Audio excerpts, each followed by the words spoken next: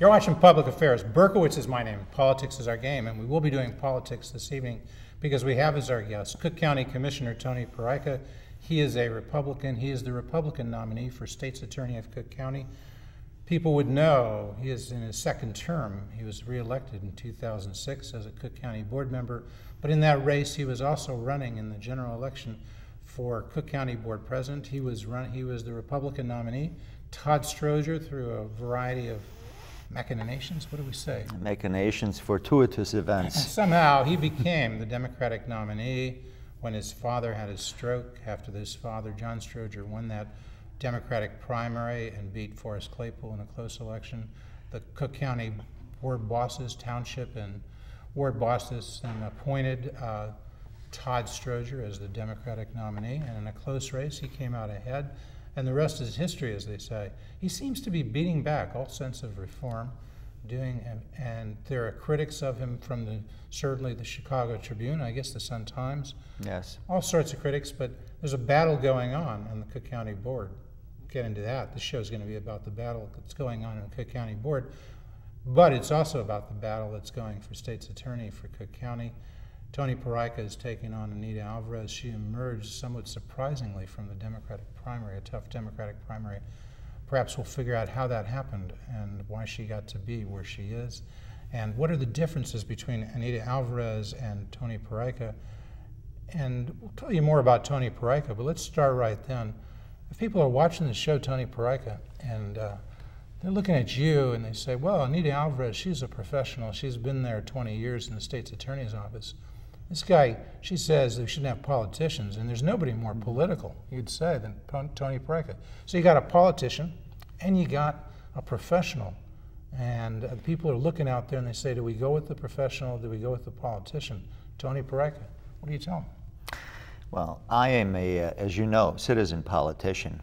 I have a job in the private sector, unlike my opponent who has never worked in the private sector. I have a law office with 10 employees, and every 2 weeks they expect a paycheck. So I have to make sure that I pay salaries of 10 employees. I have to make sure that I pay for health insurance and other benefits. I have to make sure that overhead is paid. My opponent has never had a job in the private sector. She's been with the State's Attorney's Office for 22 years and has done nothing, really, of any substance. Nothing? Well, let me of any substance. So you're saying, though, it's a benefit that you've been in the private sector while she's been in the public sector? Absolutely. I know what it's like to meet a payroll, to pay business expenses, overhead costs. My opponent has been a government employee her entire life. She's been a prosecutor. Why is it better to be in the private sector than to be a prosecutor? She's working for the people of the state of Illinois. Isn't that what they say?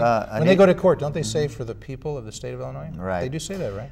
Anita Alvarez was hired by then State's Attorney, now Mayor Richard Daley, and was promoted by Daley's chief right-hand person, Dick Devine. She has been there throughout the Burge torture, police torture, after it was uncovered by Superintendent Brezek, after he received a letter from Dr. Reba of the Cermak Clinic, and has done nothing. Was she in a position to do anything? Of course she was in a position. She could have gone to Daley, and, well, it happened really after Daley left, right, as State's Attorney? Ms. Alvarez was there to please her superiors, and U.S. Attorney always had to indict people who were taking cash-filled envelopes, fixing building permits, engaging in police brutality, doing all kinds of illegal things, and the State's Attorney's Office was always unable to discover, uncover, prosecute, or convict. Well, it was always the U.S. Attorney who had to do it. Mayor Daley, now Mayor Daley, Richard M. Daley, became State's Attorney when, in 1983? 1982 or 3, yes. 83. The torture stuff started going on when? It went on from 1979 to 1984. So it was going on, well, for Richard 5 M. years Daley was State's John Attorney. Burge, yes. Part of that time, Daley was the State's Attorney. Correct. Okay. And then the investigation and cover-ups, if there were cover-ups, occurred when? Well, it went on from the time that it was discovered in 1984. It was discovered in 84? 1984, let's say 1985, early 1985. And then it was just covered up, in my opinion, with the Egan Boyle appointment. What happened, excuse me, what happened from 84 to 89 when Richard M. Daley was State's Attorney? Well, did he cover nothing happened. Yes. Did he know of it and he covered it up? I believe that the State's Attorney, Richard Daley, knew about the torture. I believe that his chief of staff our first deputy, Dick Devine, current state's attorney, knew about the torture, and I believe that the third in charge, Bill Kunkel, who is now a judge, knew about the extent of this torture. What do you have to support the allegation that Mayor Daley and his first assistant, Dick Devine, knew about the torture at that time? The Egan-Boyle report, the two gentlemen who were appointed by Chief Judge of the Criminal Justice Division, Biebel, showed that these 200 or so African-American residents and citizens of Cook County who were tortured by John Burge and his men repeatedly into confessing to crimes that they didn't commit. And in fact, some of the tortures involved putting typewriter covers and asphyxiating them, attaching car batteries through wiring and electrodes to their genitalia and parts of their face, eyebrows and nostrils. It was just horrific stuff. This what went did on. the Egan report say that Daley first learned of this? This went on, and during the time that the statute of limitation did not expire, the state's attorney's office could have taken steps to investigate, convene a grand jury, prosecute this, take testimony from various individuals. It wasn't done. And it wasn't done by accident, it was done on purpose, yes. So, so you say that about Mayor Daley. He could have done it and he didn't do it. Right. He didn't have his first assistant do it, Dick Devine. Correct. And how does Anita Alvarez get caught Anita up in Alvarez was a part of that office from 1986 up until the current time. She's a junior prosecutor. Could she really be expected to turn around what Daley and Devine were doing? I mean, let's be fair. She could have raised her voice. In indignation, she could have demanded that her superiors do something about it.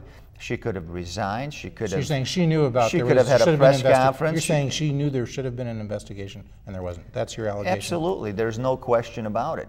And some of the other things that took place beyond and besides the Burge torture of African American citizens of Cook County, such as the involvement of now her finance chairman, Robert Clifford, who sued the CHA on the Girl X case that Ms. Alvarez prosecuted, was one of the prosecutors on, and now all of a sudden he's her finance chairman, is raising money for her when there was in fact a relationship between the two offices, the state's attorney's office. Isn't that over there now? There's no longer a legal conflict? Well, I believe there is a conflict when the state's attorney's office prosecutes a criminal defendant who had brutally physically abused a young girl and left her for dead after a horrific physical abuse. That testimony and that investigation is turned over to a private attorney who then goes ahead and sues the Chicago Housing Authority and obtains a $35 million judgment. There is a problem. On behalf of? On behalf of the estate of this young girl, yeah. The estate or the Girl X? I mean, she's... Well, she was rendered disabled and had to have a guardian appointed for her. Yes, yes. So, well, number one, did they do anything wrong when they turned it over? Should they have fought or resisted having Girl X have her day in court through Robert Clifford? It's not a question of resisting. Obviously, those who engage in criminal conduct should be held accountable, but that's another example where Ms. Alvarez, who had the responsibility to handle that case, provided very sensitive information to a personal injury attorney who is now her finance chairman, who obtained for his law firm a $35 million judgment. She provided without the force of a subpoena, right? I don't know exactly how they did but it. If he did subpoena, could he have gotten it anyway? I mean, did she just short circuit that? Perhaps. So in that sense, no harm, no foul, if that's the way of it.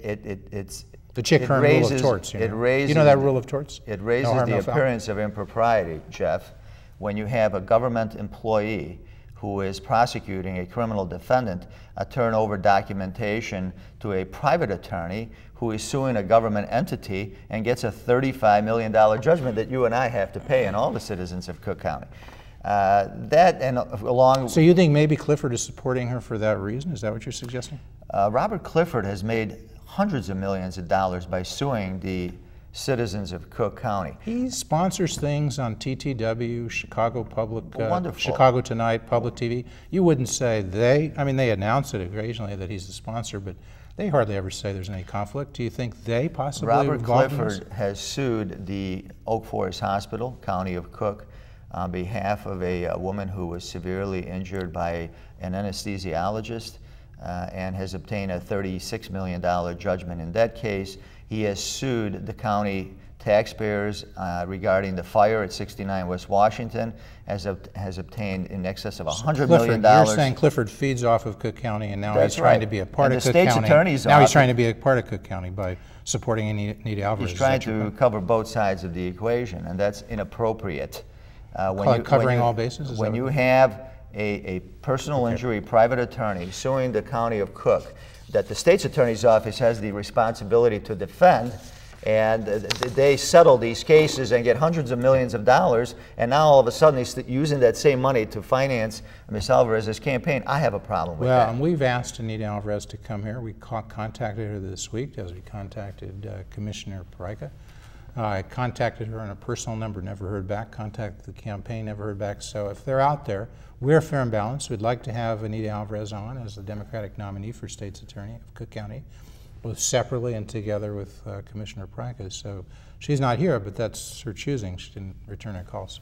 One of the most egregious cases that took place just before she took the leave of absence last November of 2007, Jeff, when the drunk police officer who was off duty at the time engaged in a car accident where two young Hispanics were killed in their early 20s. Ms. Alvarez authorized a misdemeanor negligent driving charges in a case involving a double fatality with a inebriated officer off duty who was not tested for blood alcohol content until 8 hours after that accident. 8 hours went by. Why would she do that? You have to ask her when she's on your show. Do you think there's politics involved? Absolutely. Possibly in the state's attorney's office in Chicago? Politics? I'm shocked. I'm shocked. Yeah. The first number on that cell phone for that officer, because his attorney, the attorney who represents the estates of these two young men who were killed, obtained the phone records of this officer's cell phone, was to his committeeman. He called his committeeman, not 911, not police, not fire, not ambulance. He called his committeeman. Was not tested for blood alcohol content for 8 hours. Who was the committeeman who we called? I'd rather not say here, but I'll tell you. Isn't it public? From the northwest side, very well connected. And the fact of the matter is that the community rose up in indignation, and when Officer R. De Leon was not prosecuted, the charges do misdemeanor. Hispanic community rose up. That's right, Hispanic community judges. Anita Alvarez would be Hispanic? She is, yes, judging by the name. You don't think she would be representing her community in that way? In this case, she dropped the ball, did not represent the community. In fact, Judge Penarisi, who heard these two negligent driving charges, dropped both of them for lack of probable cause. And then Bob Milan, when the community erupted, tried to convene a grand jury and have an accident reconstruction expert look at the facts of the accident. 6 months went by. They said that there's nothing there that we can use to bring to the grand jury. And nobody was held accountable in a case involving two young men who died. Bob Milan's Dick Devine's first assistant, and would he be Anita Alvarez's boss? Bob Milan is number one, Anita Alvarez is number two. Yeah.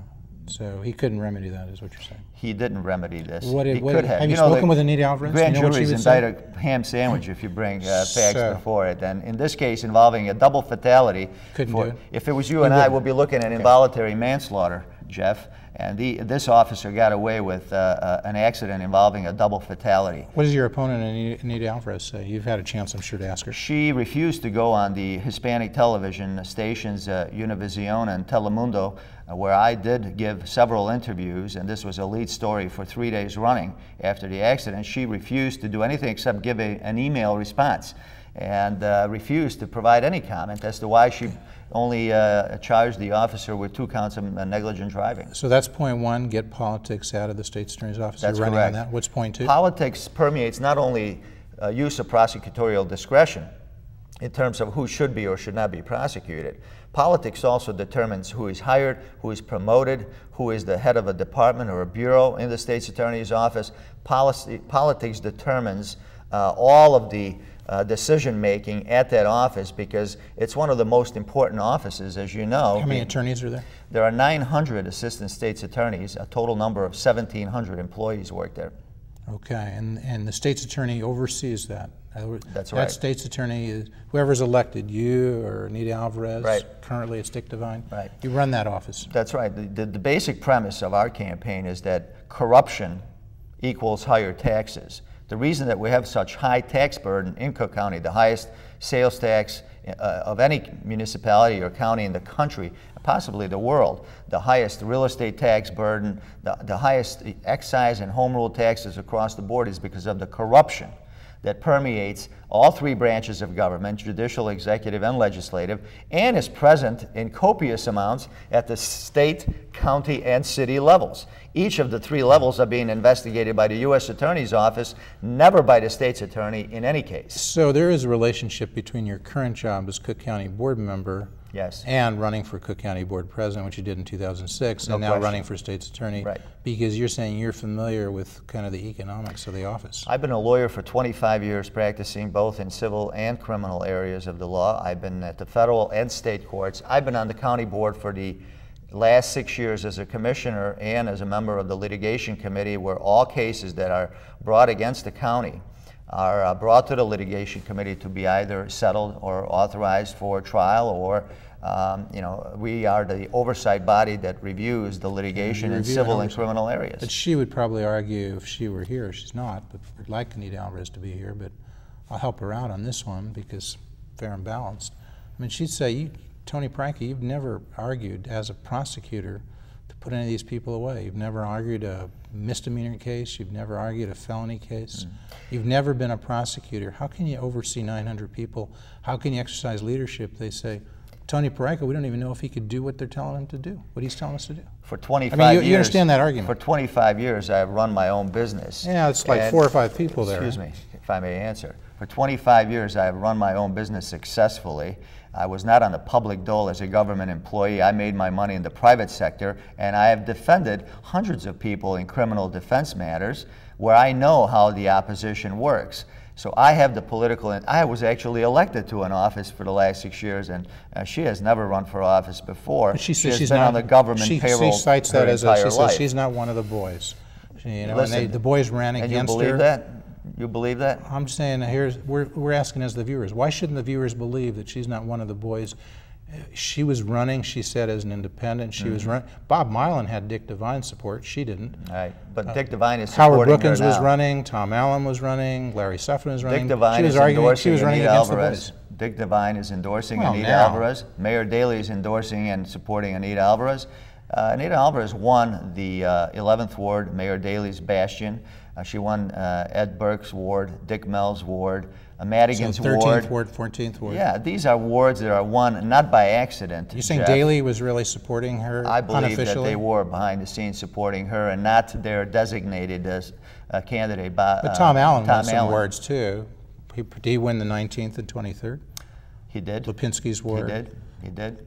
Okay, Hines Ward. So they weren't united. The Daleys and the Hines and the Lipinskis apparently weren't united on who they wanted there. You know, the Cook County Democratic Organization did not endorse any candidate because nobody could get 51% of the weighted votes. So everybody was all over the field, and Ms. Alvarez obviously took advantage of this situation, and she won by a small margin.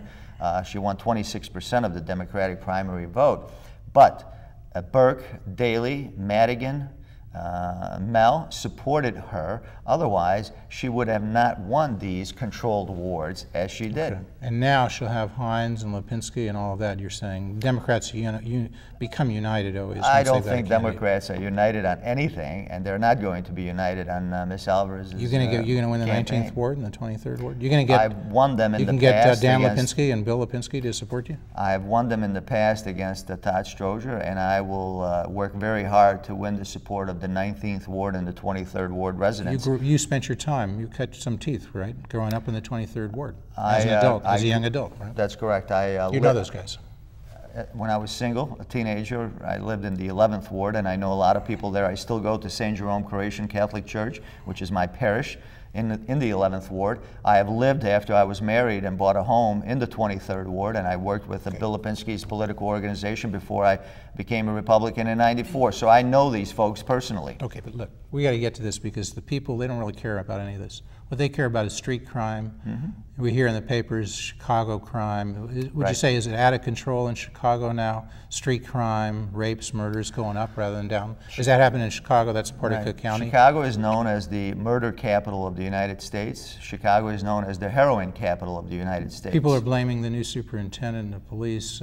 I think that's unfair. Weiss. You don't think so? You don't think I he think should that's get that blame? unfair. He's been on the job for about 6 months now. So who gets the blame? The state's attorney's office? I think the mayor of the city gets the blame because he's been there for 20 plus years and has the responsibility not only to oversee the police department, but to oversee the Chicago Public Schools, to oversee the CTA, to oversee O'Hare, and everywhere you look. So what should the There's mayor be been doing a string of failures and cost overruns, and I think that the residents need to hold the mayor responsible. What should the mayor be doing differently? Well, the mayor needs to manage and not be mired in the various political scandals and FBI investigations of his administration.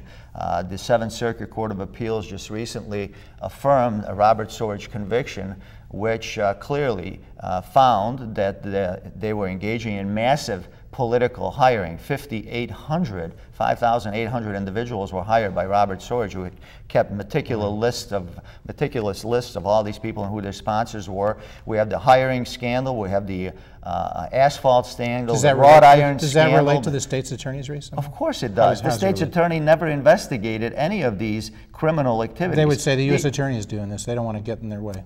That's what, I think that's what Anita Alvarez would say, wouldn't she? We have had during Mayor Daley's tenure here, Jeff, an ongoing criminal conspiracy for decades that used taxpayer dollars to fund political campaigns for the mayor and those that he supported. You're saying Dick Devine looked the other way? Of course he did.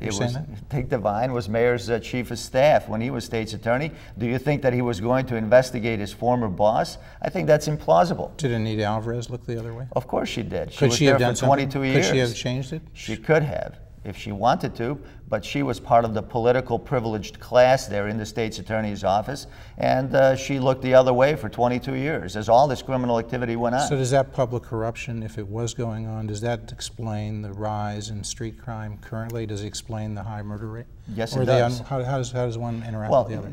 You've got a basic set of problems that involve the disintegration of the family in Cook County, the family unit, and particularly in the minority areas, African American community in particular. The family unit has been devastated because of the failing educational system that doesn't provide any choice to the parents. It's another matter. That's the Chicago and the lack of economic opportunity. You know, while the flowers on Michigan Avenue look wonderful, you have Inglewood, Austin, Roseland areas that are devastated economically and are reeked with Again, you're running for state's activity. attorney at Cook County, so how does it relate to the state's attorney's office? The state's attorney's office, with 1,700 employees and a $140 million budget, has the responsibility to investigate these criminal gangs and activities, drug dealers, and prosecute them. They also have the responsibility to investigate drug dealers. They prosecute drug users, don't they? They also have the responsibility to investigate political criminal activity that is financed through taxpayer dollars, causing this high level of tax burden to be placed on the residents of Cook County. The state's attorney's office has never done that and will not continue to do that at any time in the future unless we have a change, a fundamental change in that office. Do they have the resources to do it? They would say they can't do wiretaps in the way the U.S. Attorney's Office can. They don't have the resources. They don't have the FBI. So they say, you're talking about... Those are lame excuses, Jeff, because they don't want to prosecute their political mentors, friends, and sponsors. So you could do it. If you were there, Absolutely. You could have gone after Don Tomczak. You could have gone after Zorich. You would have done that. No question. Okay, you're saying you have the resources Those to do who engage in What about criminal that street activity crime? should be prosecuted regardless. Are they going after the drug users? No, they're not.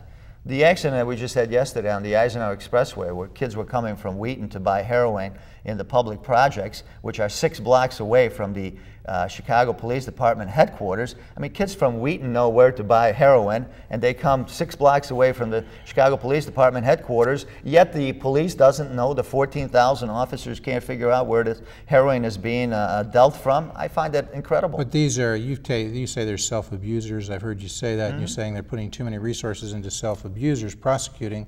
They should get treatment for those people. That's right. We are not going after the core problem, which are the pushers who are selling drugs for profit.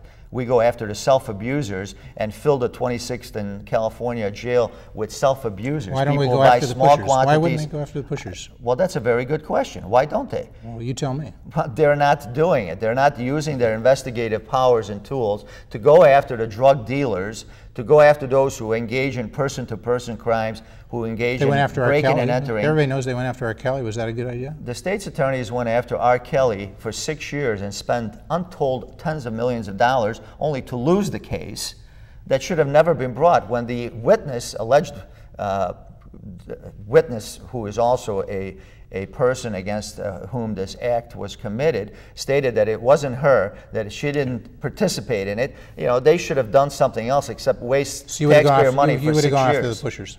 Absolutely, I would. We're going to continue to speak as the credits roll, but I very much want to thank our guest, Cook County Commissioner Tony Peraica, for coming here. He is the Republican nominee for State's Attorney. Most of our show has been devoted to that. We'll touch on Cook County Board issues, but that's your race coming up. But thanks so much for coming, Tony. My pleasure. Always enjoy it. Real quickly now, Cook County Board, there once was the Gang of Four, became the Gang of Nine. You and others, Mike Quigley, Forrest Claypool, Larry Suffredin, worked with the 4 other Republicans, got Early and Collins. 5 Republicans. 5 4 counting Democrats. yourself, 4 others. Right. So you got a majority, you pushed back the tax increases, proposals of John Stroger. Todd Stroger comes in, he's supposed to be of NEP, and he runs over you. First he picks off Mike Quigley to help him, then he picks off Larry Suffredin.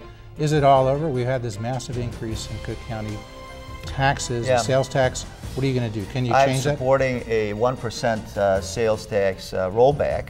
So we have 7 supporters right now. Is Mike Quigley supporting you on this? Mike Quigley is not one of the. Well, I'm sorry. Mike Quigley is a sponsor along with Forrest Claypool. What about Larry Suffredin? Suffredin is not. Is Suffredin supporting Anita Alvarez in this race, or you? Yes, he is. Yes, he is. Why isn't Suffredin supporting this rollback of the taxes? I think it's absolutely inexplicable, and I think that the residents of the Evanston Township and other parts of the city, Rogers Park, should call Larry Suffredin's office. If you need information, go to our website, joinperaica.com, and you will find it. www.joinperaica.com. That's right.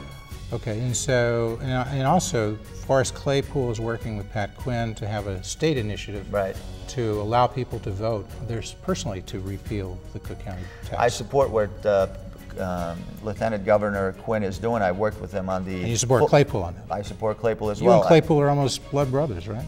We are. We work pretty very close. closely together. On the economic issues, there's virtually no difference. Yes. It's the Gang of Four has become the Gang of Two, though. Well, we have 7 sponsors on the initiative you need 2 to more. roll back Who are you the going to get? sales tax. We're looking to get either Maldonado, Collins, or Suffredin to change their position and join us in this attempt to roll back the tax by $430 million.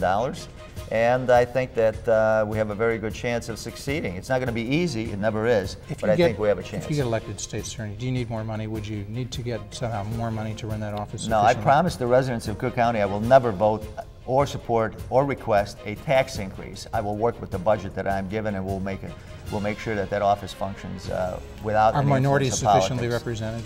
Should there be 20% minorities in that office? The minorities are not sufficiently represented in that office. That office, the Cook County State's Attorney's Office, has been a bastion for the privileged wards who control the political seniors. So I would need to. What's the Cook County GOP message, real quick? Corruption equals higher taxes. And we need to eliminate corruption in Cook County, which is known as Crook County.